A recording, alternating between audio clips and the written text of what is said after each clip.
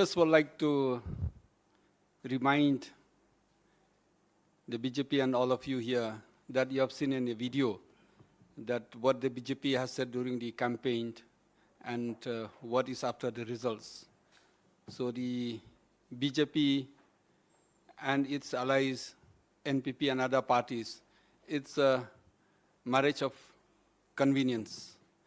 What they have said that the NP is the most corrupt party in India. What they have said the other parties also. The Honorable Prime Minister has come to Meghalaya, the Honorable Home Minister has come to Meghalaya, and the President of the BJP has come to Meghalaya. All of them accused the NPP. But after the results, when the BJP got only 2 seats out of 60 seats, then the next day they joined together.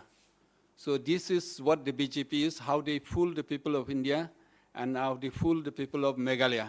That's why I think what they have given in the manifesto, what they have preached, or what they have done before the election, during the campaign, is all, they betrayed the people. It's a false promises, and today BJP is behind NPP. They have given a threat to the regional party just so that all of them will come with them. BJP did not increase their vote share in Meghalaya. They had more than 9.5% throughout the elections, be it in the general elections in the Lok Sabha or be it in the Legislative Assembly. So whereas only 2 seats, the Honorable Prime Minister is coming tomorrow and all other BJP leaders to market the BJP that they are getting a government in Meghalaya. This is totally how they betrayed the people of Meghalaya and how they market to the rest of India. Thank you. मैं बहुत संक्षिप्त में हिंदी में बोल देती हूँ। जो पाला जी ने आपको अंग्रेजी में बोला आपने खुद सुना और ये हमारे शब्द नहीं थे। मेघालय की सरकार वो ट्रांसफॉर्मर है, वो जला हुआ फूका हुआ ट्रांसफॉर्मर है जिसको उखाड़ फेंको। ये कॉनराड सांगमा जी की एनपीपी के बारे में वक्तव्य थे। ये कि सबसे भ्रष्ट, नंबर 1 भ्रष्ट सरकार पूरे देश में है और पैसा आने के बावजूद पैसा आगे नहीं पहुंचता है, भर्तियां नहीं होती हैं, भाई भतीजावाद है, हर जगह पैसा चल रहा है। ये मोदी जी के वक्तव्य हैं। और एक स्पेशल टास्क फोर्स बनाया जाएगा रिटायर्ड सुप्रीम कोर्ट जज की अध्यक्षता में। इन सारे संगीन और गंभीर भ्रष्टाचार के मामलों की जांच करने के लिए मेघालय में यह भाजपा अध्यक्ष जेपी नड्डा जी का वक्तव्य था। तो भ्रष्टाचार पर चुनाव की कैंपेन के दौरान बोला जाएगा, लेकिन चुनाव की गतिविधि खत्म होने के बाद भ्रष्टाचारियों से ही गलबैयां, भ्रष्टाचारियों के साथ ही मिलकर सरकार बनाई जाएगी। यह असली चाल चरित्र और चेहरा है भारतीय जनता पार्टी का। और छुटभइये नेताओं ने नहीं, इस देश के प्रधानमंत्री ने, इस देश के गृह मंत्री ने और भारतीय जनता पार्टी के अध्यक्ष ने पुरजोर तरीके से मेघालय की कॉनराड सांगमा की सरकार को, जिसका वो हिस्सा थे, सबसे भ्रष्ट सरकार बताया और ये कहा कि इनके खिलाफ जांच होनी चाहिए। और अब उन्हीं के साथ हाथ जोड़ने को तैयार खड़े हैं 2 सीट लेकर। तो अगर ये पाखंड और ढोंग नहीं है तो और क्या। और ऐसा पाखंड और ढोंग भ्रष्टाचार पे हमने लगातार कर्नाटक में देखा है, हमने लगातार मध्य प्रदेश में देखा है, हमने लगातार गोवा में देखा है, लगातार उत्तर प्रदेश में देखा है। लेकिन अब समय आ गया है कि इस पर चर्चा हो, इस पर बात उठे कि कैसे भ्रष्टाचार पे बड़ी बड़ी डींगे हाँकी जाती हैं जब चुनाव प्रचार किया जाता है, और उन्हीं भ्रष्टाचारियों के साथ एक साथ मिलकर लामबस्त खड़े होने को तैयार रहती है भारतीय जनता पार्टी। अभी कर्नाटक का जो भ्रष्टाचार का संगीन आरोप है वो कहीं गए नहीं है ठंडे बस्ते में। माडाल जी अभी भी 77 घंटे बाद फरार हैं। ये एमएलए हैं भाजपा के, अभी भी फरार चल रहे हैं। उनके लड़के ने 40 लाख घूस लेते हुए पकड़े गए थे, उनको रिजाइन करना पड़ा Karnataka soaps and detergent limited से, लेकिन वो अभी भी फरार हैं। कोर्ट भले पहुंच गए हों राहत के लिए, और उस समय हमें ये सुनाई दे रहा और दिखाई दे रहा है कि कल सरकार का गठन होगा और भारतीय जनता पार्टी उस सरकार का हिस्सा बनेगी। मैं आप लोगों से दरख्वास्त करूंगी कि पहले अगर आप सुओ मोटो पे पूछ लें तो बड़ी कृपा होगी आपकी।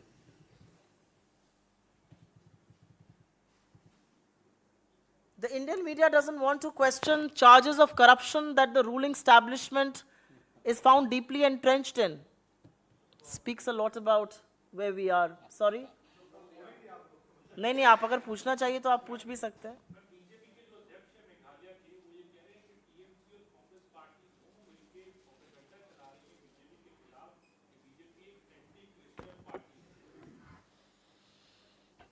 जो बीजेपी के मेघालय के अध्यक्ष हैं उनका बयान मैंने बीफ पर सुना था और मुझे अच्छा लगा था कि ऐसा बयान इतनी स्वतंत्रता से कोई भारतीय जनता पार्टी में दे सकता है.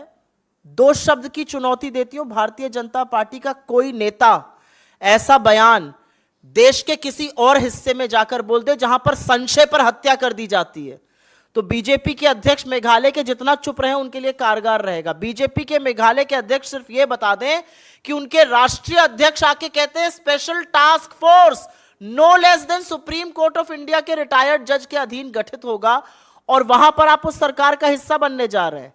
और जहां तक आपने प्रोसिक्यूशन की बात करी एक पर्टिकुलर कम्युनिटी की, तो अगर वैलेंटाइंस डे पे युगल जोड़ियों को पीटा जाता है, कालिख पोती जाती है उनके चेहरे पर, या 25 दिसंबर को जब यीशु मसीह का जन्मदिन मनाया जाता है दुनिया भर में, आप उनकी मूर्तियां तोड़ते हैं उत्तर प्रदेश और मध्य प्रदेश में, जब आप क्रिसमस मनाने जाने वाले लोगों का और एक सांता क्लॉज बने आदमी को 5-5 लोग मिलकर पीटते हैं, वो कौन सा लोकतंत्र है? और वो कितनी हिफाजत कर रहे हैं किसी क्रिश्चियन की, ये भी बताने का कष्ट करेंगे वो. Do you want to talk about it in English? The BJP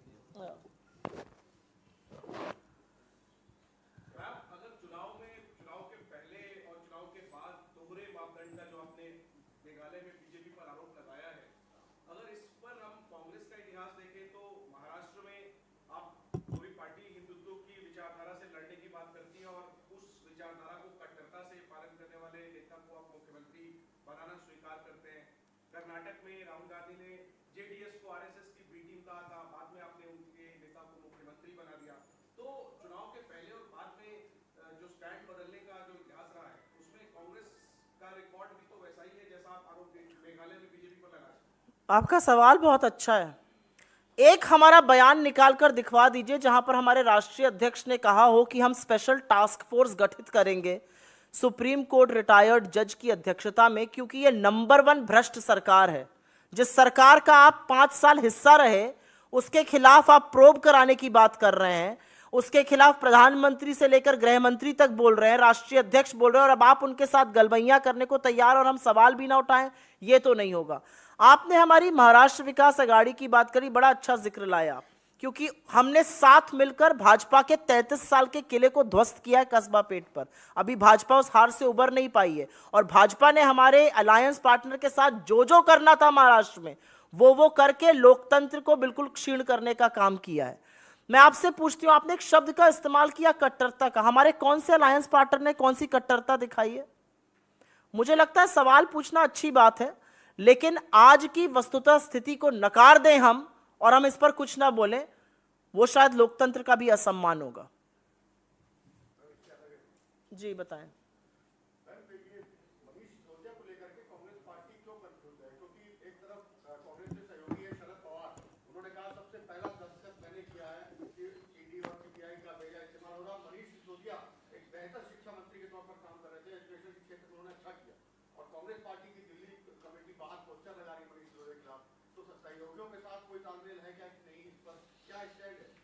ऐसा है कि हम बिल्कुल भी कंफ्यूज्ड नहीं है.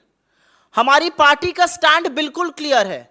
अगर आज राबड़ी देवी के यहां सीबीआई रेड कर रही है, हम उसकी भर्त्सना करते हैं, और इसलिए करते हैं क्योंकि ये कोई संयोग नहीं है कि 4 गुना ईडी के केसेस बढ़ गए 2014 के बाद, और 95% केसेस आपके सारे के सारे विपक्ष के खिलाफ है.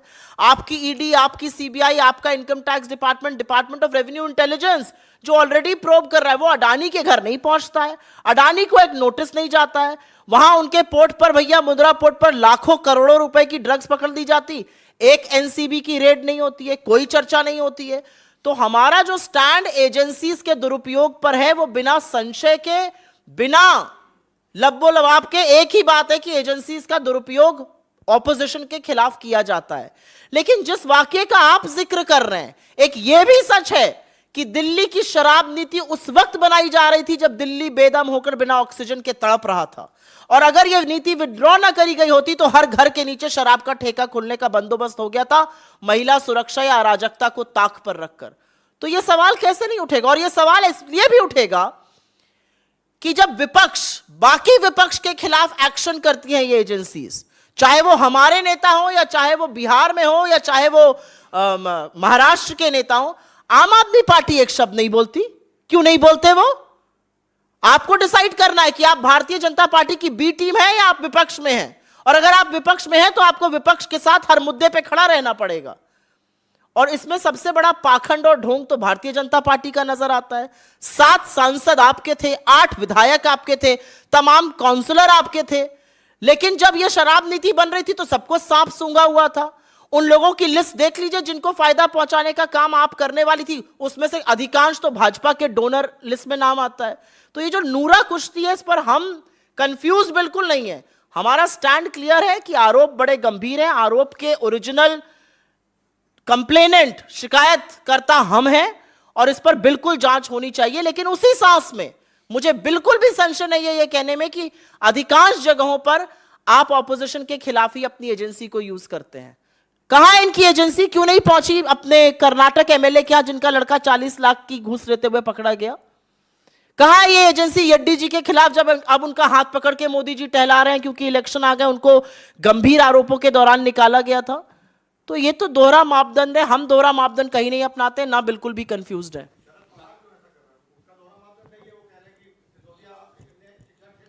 मुझे लगता है कोई विपक्ष का दूसरा नेता कौन क्या कह रहा है उनका हम थोड़ी मुंह पकड़ के बैठ सकते हैं। ये सवाल ही अपने आप में बेमाना है। हम दूसरा विपक्ष का कोई नेता क्या कह रहे हैं हम उस पर मुंह नहीं पकड़ सकते। जैसे कि जब हमारे नेताओं के खिलाफ ईडी हर तरह की षड्यंत्र कर रही थी तो समूचा विपक्ष हमारे साथ खड़ा था, लेकिन तब क्या किसी ने पूछा था कि समूचा विपक्ष खड़ा है, आम आदमी पार्टी क्यों नहीं खड़ी है? राष्ट्रपति को चिट्ठी लिखी समूचे विपक्ष ने, क्यों नहीं आम आदमी पार्टी ने उस पर साइन किया था? तो जब आपके ऊपर आए तो सारा तंत्र वो हो जाए और जब हमारे ऊपर रहे तो आप एक चूना करिए, ऐसे तो नहीं चल सकता है। Union Minister Anurag Thakur has once again attacked Rahul Gandhi, alleging that he sought the intervention of US and European nations over disappearing democracy. Your response? 2 days back, I think less than 48 hours back, I had played some videos here. And those videos had Mr. Modi stating the most obnoxious things on foreign soil.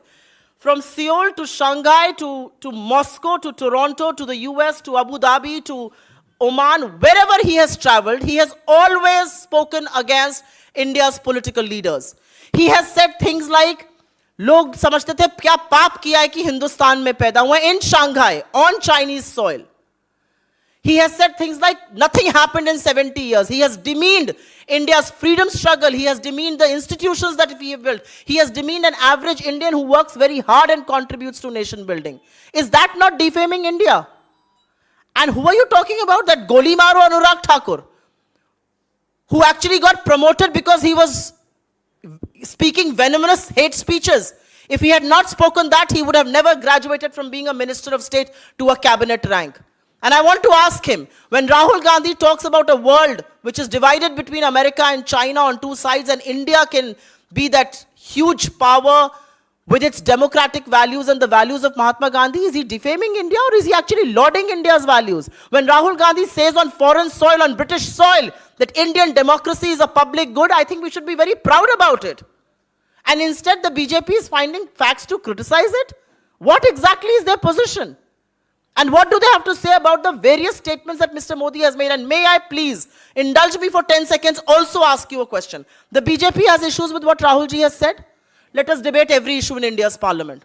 I challenge you. Are you willing to debate every issue in India's parliament? Are you willing to come forward and say that when Mr. Gandhi speaks about Adani, we will answer on Adani. When he speaks about high prices, we will not say hum lesan pyaz nahi khate. When he speaks about unemployment, we will not say pakoda tallo. When he speaks on China, we will not say koi ghusa hua nahi hai. Are you willing to debate? You cannot. And I challenge you, they cannot debate these issues. मुझसे सवाल पूछा गया, अनुराग गोली मारो ठाकुर ने कुछ वक्तव्य दिया है राहुल जी पर। अनुराग ठाकुर की जो पदोन्नति है वो उनके इस नफरती बयान के बाद हुई। अगर उन्होंने मंच से ये घृणित नफरती बयान करके दिल्ली के दंगे ना भड़काए होते तो शायद उनकी पदोन्नति भी ना होती। वो मंत्री राज्य स्तर के ही बने रहते। कैबिनेट मंत्री बनने के लिए उनको नफरत का सहारा लेना पड़ा, तो वो तो सबसे पहले पाठ ना पढ़ाएं, वो मुझे बताएं किसने कॉन्ट्रैक्ट उनको दिया इस देश में हिंसा भड़काने का। पहला सवाल। दूसरा सवाल, प्रधानमंत्री मोदी ने, चाहे वो चीन हो, चाहे वो दक्षिण कोरिया हो, या जहां पर भी वो जाते हैं, चाहे वो मॉस्को हो, चाहे वो ब्रिटेन हो, चाहे वो ओमान हो, अबू धाबी हो, टोरंटो हो, जहां पर भी वो जाते हैं, वो देश के ऑपोजिशन के खिलाफ ही आग उगलते हैं। जब वो कहते हैं विदेशी धरती पर कि 70 साल में कुछ नहीं हुआ, तो वो देश के स्वतंत्रता संग्राम सेनानियों का, क्रांतिकारियों का और हर भारतीय का अपमान करते हैं जो 2 जून की रोटी कमाकर राष्ट्र निर्माण में सहयोग करता है। और इसीलिए मैं पूछती हूं, जब वो कहते हैं कि हिंदुस्तान के लोग 2014 से पहले कहते थे क्या पाप किया कि हिंदुस्तान में पैदा हो गए, वो सम्मान बढ़ा रहे हैं देश का या देश का सिर झुकाने का काम करते हैं?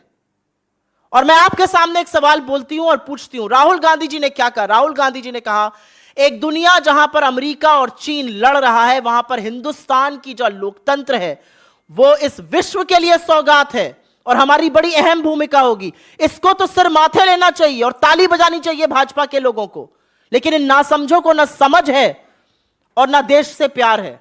और अंत में एक बात कहती हूं, आपको लगता है राहुल गांधी जी ने कुछ गलत कहा है तो आइए बात हो जाती है, सदन में बात कर लीजिए, लेकिन शर्त एक ही है, जब वो अडानी पर बोलेंगे तो आप कांपते हाथों से पानी नहीं पीजिएगा, आपको अडानी पर बात करनी पड़ेगी। जब वो महंगाई पर बोलेंगे तो हम लहसुन प्याज नहीं कह के कहते आप भाग नहीं जाइएगा। जब वो बेरोजगारी पर बोलेंगे तो पकौड़े तलने को नहीं कहा जाएगा। और जब वो चीन पर बोलेंगे तो आप सारे देश के सामने बिना पलक झपकाए ये झूठ नहीं बोल सकते कि कोई घुसा हुआ नहीं है। अगर आप में हिम्मत है तो आइए हर मुद्दे पर चर्चा कर लेते हैं पार्लियामेंट में। आप में हिम्मत नहीं है, आप में सिर्फ दुष्प्रचार करना है और आपको अधिकांश चरण चुंबक जो बन चुका है मीडिया उसका सहारा है। अगर वो सहारा ना हो 2 दिन आप टिक कर खड़े नहीं रह सकते।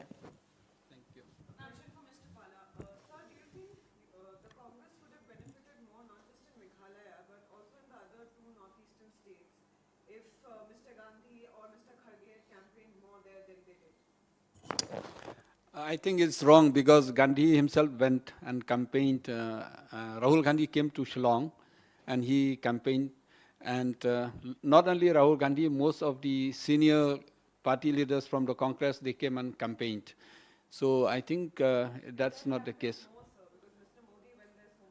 It may be, but we have campaigned extensively in Meghalaya, right from the members from the state as well as members from the central. They've campaigned extensively. Salman Khurshid came, and also Jairam Ramesh ji came. So many of them came to Meghalaya. Even Sachin Pilot and all came. So there's no short of the senior party leaders from Delhi who came to Meghalaya. Thank you. Thank you.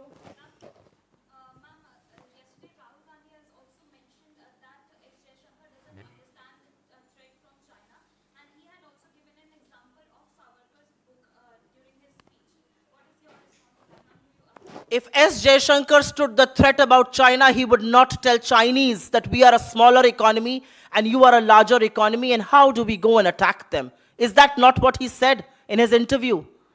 Mr. S. Jaishankar should actually resign from his position. If he had inch and an iota of morality in him, he should resign. And if there was an inch and an iota of morality or moral compass alive in the Modi government, he should be sacked for making a blasphemous statement like that. Because in one single stroke, he has actually demeaned our forces